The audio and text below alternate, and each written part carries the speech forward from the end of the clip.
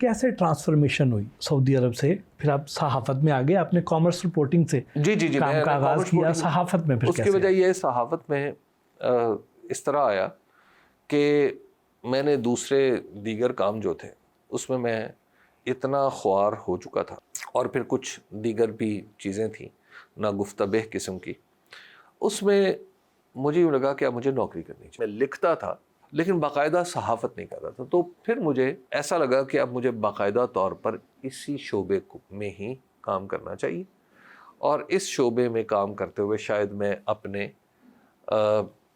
अपनी सलाहियतों का इजहार भी कर पाऊँ, और शायद अपने घर के जो फौरी नोयत के माली ज़रूरियात हैं उनको भी पूरा कर पाऊँ।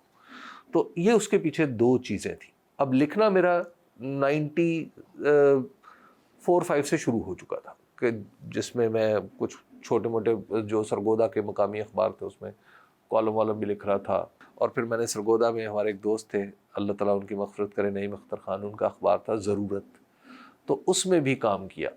तो उन्होंने मुझे बड़ी तेज़ी से मैं 2 महीने बाद ही उन्होंने मुझे कहा कि तुम ऐसा करो कि अब मैं तुम्हें नौकरी से निकाल रहा हूँ और 1 महीने का टाइम है तुम्हारे पास, तुम किसी बड़े शहर में जाके सहाफ़त शुरू करना। अच्छा। क्योंकि सरगोदा में तुम्हारे जैसा आदमी रहेगा तो ख़राब होगा और ज़ाया होगा। फिर हमारे एक दोस्त हैं खुरम कलीम साहब, वो कराची में काम करते थे, वो मुझसे पहले जर्नलिज्म में थोड़ा सा आ गए, तो फिर मैंने उनको फ़ोन किया, उन्होंने कहा आ जाओ। तो फिर मैंने उनके साथ जाके वहाँ पे सहाफ़त एक जगह NNI, और फिर आहिस्ता आहिस्ता फिर दूसरे इदारों में काम करता रहा।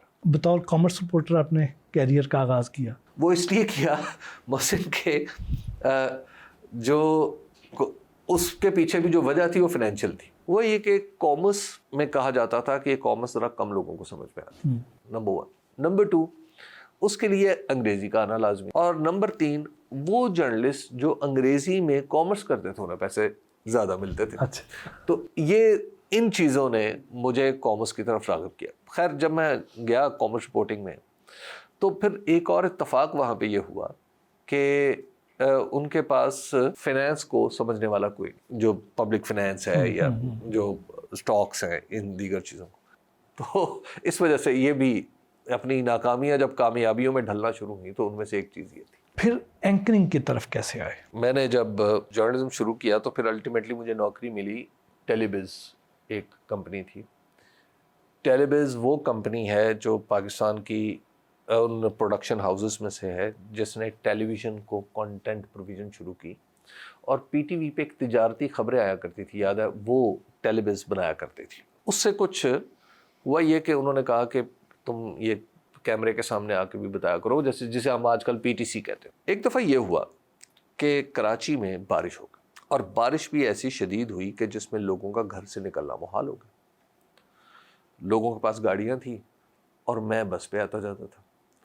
बसें चल रही थी, गाड़ियाँ नहीं चल पा रही थी। तो मैं बस पे रूटीन में वही अपनी, हम तो मजदूरी के जहन से काम करते थे, तो मैं बस में बैठा और दफ्तर पहुंच गया। दफ्तर में पानी खड़ा हुआ था, लेकिन ये पानी मामूल की बात है। हमने बड़े आराम से जूते हाथ में, नालैन दर बगलैन, और उसके बाद हमने सड़क क्रॉस की, जाके जूते झाड़े पहन लिए और दफ्तर के अंदर।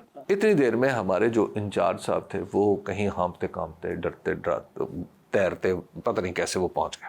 वहाँ पे जब मैं पहुंचा और 2-4 लोग भी पहुंच गए, तो वहाँ पे जब सब लोग आए तो उन्होंने कहा कि ये आज खबरें कौन पढ़ेगा। थोड़ी देर बाद वो हमारे इंचार्ज साहब आए, उन्होंने कहा कि यार हबीब तुम खबरें पढ़ोगे? खबरें? उन्होंने कहा जी। मैंने कहा आपका कहने का मतलब ये है कि जो TV पे जो दूसरे लोग काम करते हैं वो आज मैं करूँ? उनका हाँ। ये तो मैं नहीं कर सकता। उन्होंने कहा नहीं यार तुम कर लो। खैर जनाब, उन्होंने मुझे प्रॉम्प्टर सामने लगाया और उन्होंने मुझे कोट पहनाया, टाई पहनाई, और उन्होंने कहा जी शुरू हो जाओ। सब लोग, अब सब लोगों की मजबूरी थी और सब लोग कह रहे थे शाबाश, वेरी गुड, शाबाश, वेरी गुड। खैर जनाब, वो जब मैंने काम किया तो उसके बाद मैंने कहा जनाब ये काम मैं नहीं कर सकता। खैर अगले दिन इत्तेफाक ऐसा हुआ, फिर यही नौबत थी। उन्होंने कहा जी आप भी आज फिर ये काम करें। मैंने कहा जी आज मैं ये खबरें नहीं पढ़ सकता, मुझसे ये नहीं पढ़ी जाती। उन्होंने कहा नहीं तुम ऐसा करो, आज अपना स्क्रिप्ट खुद ही लिख लो। अच्छा। खैर मैंने लिख लिया अपना 1-2 दिन।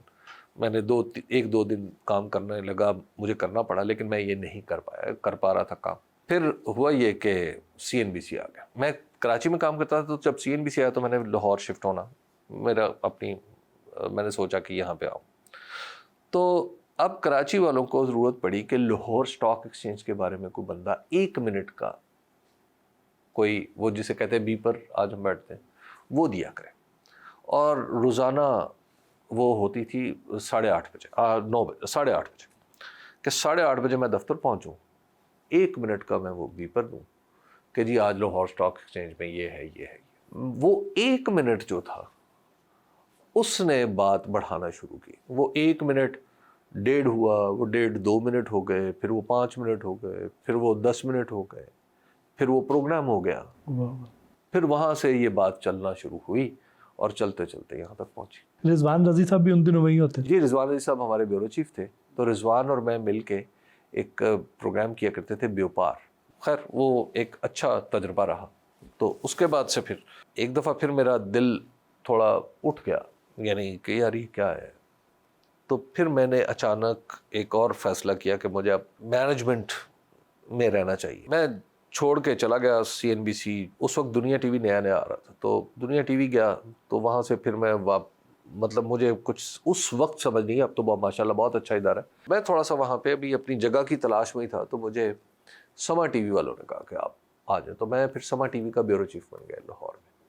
تو اس وقت پھر میں بیہائنڈ دا اسکرین میں نے زیادہ کام کیا 2-3 سال. اس کے بعد پھر جب میں دنیا ٹی وی دوبارہ گیا تو یہ ہوا محسن کہ جب میں CNBC میں تھا تو میں نے ایک سوچا کہ ایک پروگرام ایسا ہونا چاہیے جس میں مجیب الرحمان شامی صاحب ہوں اور میں ہوں. اچھا. I should be questioning him, he should be answering. میں نے اپنی مینجمنٹ کو یہ پروگرام بیچنے کی کوشش کی. I want to sell them کہ یار آپ اس پروگرام پہ غور کریں. میں نے کہا یہ پروگرام اچھا. میں نے اپنے ڈائریکٹر پروگرام کو کہا، اپنے باس کو، میں نے کہا جناب یہ پروگرام میں آپ کو یہ نہیں بتا رہا کہ یہ 2 لوگ ایسے بیٹھے ہیں، میں آپ کو بتا رہا ہوں کہ مجیب الرحمان شامی اس طرف بیٹھے ہیں اور اس طرف حبیب اکرم بیٹھے ہیں. انہوں نے کہا نہیں یہ نہیں ہو سکتا. شامی صاحب سے میں نے بات کر لی. میں نے کہا شامی صاحب اگر ایسا میں کہوں تو آپ کریں گے؟ شامی صاحب نے کہا ہاں کر لیں. اس کے بعد کیا ہوا جی، وہ میں بار بار حملہ کرتا تھا، آگے سے میں ناکام ہو جاتا تھا. کچھ عرصے بعد یہ ہوا کہ دنیا ٹی وی میں نجم سیٹھی صاحب نے منیب فاروق کے ساتھ پروگرام شروع کیا. Now they realised. لیکن اس وقت میں سما میں آ چکا. تو پھر انہوں نے کہا نہیں وہ شامی صاحب کو آپ کہا کرتے تھے ایسے. تو میں نے کہا جی بالکل. میں شامی صاحب کے پاس گیا. میں نے شامی صاحب کو کہا شامی صاحب آپ سما ٹی وی میں پروگرام کریں. شامی صاحب ریڈیلی اگریڈ. اچھا اب شامی صاحب واز تھنکنگ کہ میں ان کے ساتھ پروگرام کروں گا، but I was not thinking. میں کچھ عرصے بعد چھوڑ کے دنیا ٹی وی چلا گیا. دنیا ٹی وی گیا تو 2-4 دن بعد دیکھا شامی صاحب بھی وہی.